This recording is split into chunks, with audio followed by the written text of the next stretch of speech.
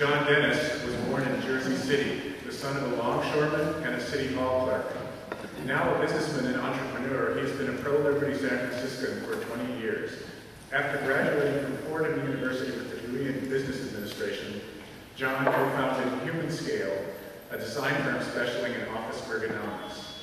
In June, he defeated pro-war Republican Dana Walsh in the 8th Congressional District's GOP primary and is now running against House Speaker Nancy Pelosi. By the way, Pelosi was invited to be in this panel or send someone in her place, but her office declined to participate. But John is here. Please welcome John Dennis.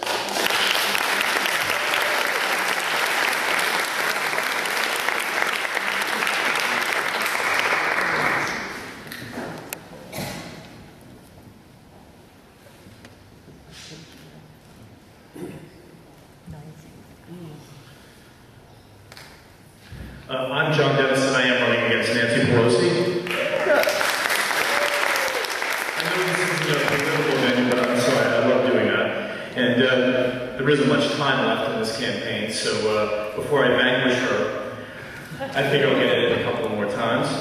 I have to say it's been wonderful listening to the events. Actually, people say to me, you know, you're very brave to run against Nancy Pelosi. And my stock line is, why, is she going to beat me up?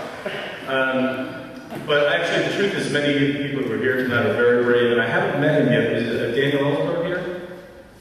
There's a brave man. Can we give him a little free applause before we get there?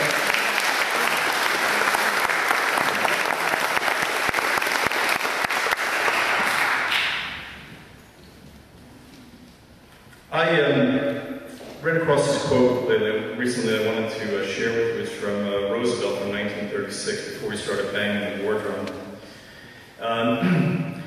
We shun political commitments which might entangle us in foreign wars. We avoid connections with the political activities of the League of Nations. We are not isolationists, except insofar as we seek to isolate ourselves completely from war.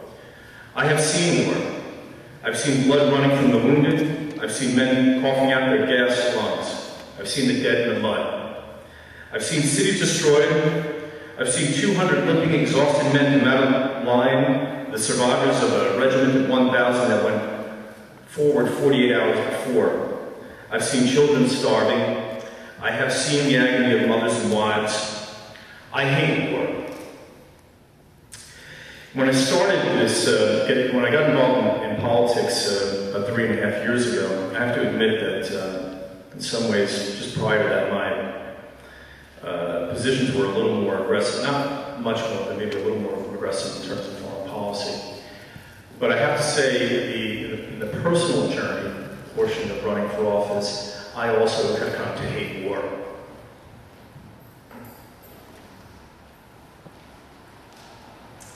There was a moment a few years ago, I used to follow Ron Paul. In fact, the only other political thing I did before getting involved in politics just a few years ago was I worked on Ron's campaign in 1988, very briefly. I happened to be in Columbia, South Carolina in May of 2007, and where I do some business, and I noticed that there was a debate going on. It was the second Republican presidential primary debate, and it was a warm May day, and there were these crazy Ron Paul people out on the street holding up signs saying Ron Paul for president. So I said, you know, this has got my attention, let me go and watch this debate.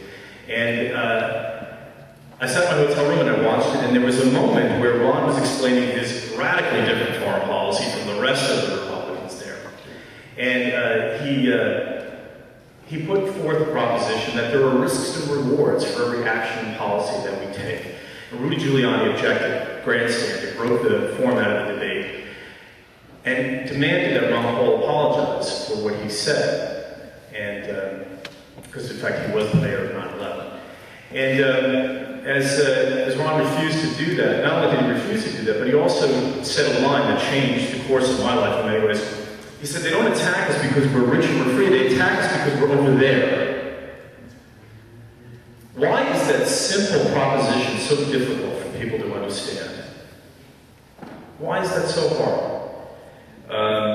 It changed me immediately as someone who lived overseas and actually lived with people and learned how much animosity our foreign policy engenders.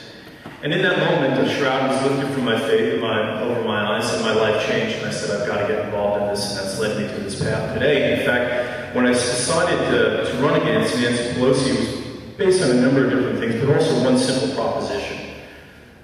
Wouldn't it be interesting if an anti-war Republican ran against Nancy Pelosi? So here we are. I know, as I said before, this is not a political event, it's not a campaign event, but I have to say that as much as I'm going to talk a little bit also about Bob Woodward's book, and some insights I have there. As much as it's Obama's word, it's also Nancy Pelosi's word, isn't it? Yeah. I mean, isn't it ironic that the representative from San Francisco, that it's her war? I mean, she's got the war power resides with Congress. That's crystal clear. She's offered no resistance whatsoever. And for that, she deserves as much blame as anyone else for what's happening.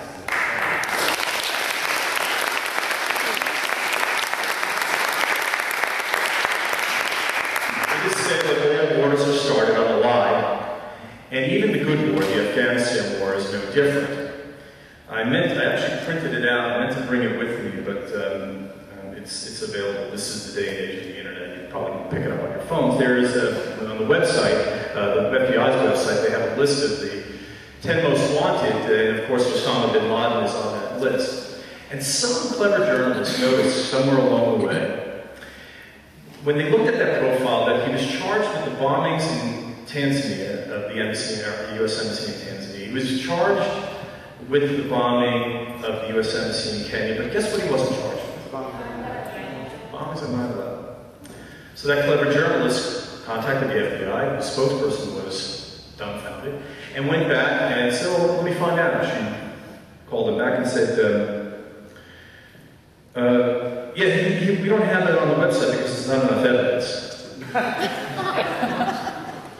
Now, I'm not going to go in that direction of 9/11. I'm going to go in this direction of 9/11, which is to say that along, not just Nancy Pelosi, but the rest of the Congress, they relinquished and were derelict in their duties to declare war. It is so critical that they do that. First of all, it's the constitutional obligation, but this business of giving the authorization to use military force gives one man the authority to go to war, and that man or that office has the authority to stop it, and we can see what the consequences are. This country should never go to war again without a declaration.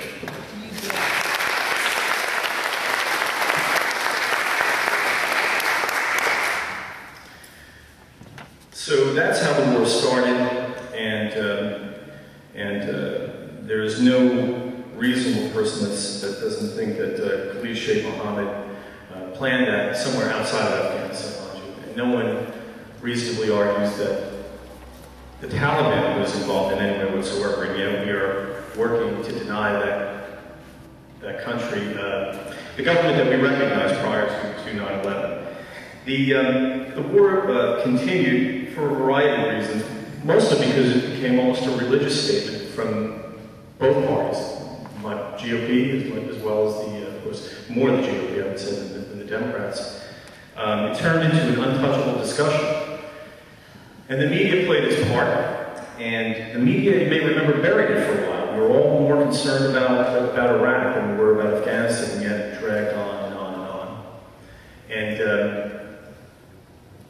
I remember that we hadn't heard anything about it for such a long time until people started to remember, oh yeah, we have this other war. And in fact, in many ways, the pre-escalation from Barack Obama came in the primary, where he talked about that was the good war, that was the war we should continue fighting. And in that moment, he continued this, he started this escalation, which I find ironic because in the primary, in many ways, he ran as the anti-war candidate against Hillary Clinton. He won that primary as the anti-war candidate. He pounded into Hillary Clinton over her vote for Iraq. And yet he was the one who escalated the war in Afghanistan. I also want to comment on that, on Bob Woodward's book this week. And there's not much more I can say other than this, is that if I was the president, and Bob Gates refused to give me an exit option, And if the generals refused to give me an exit option, ultimately I would present them with two choices. At 8 o'clock tomorrow morning, one of two things is going to be on my desk. Either an exit option or your resignation.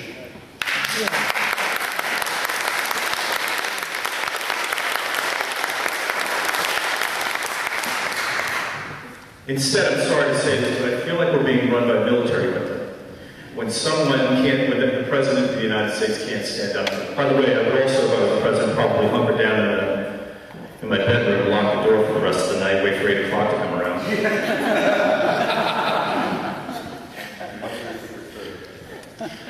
We have an awful combination now. We have a frightened citizenry, frightened that some salivating boogeyman is around every corner, only sleeping to dream about killing us some more.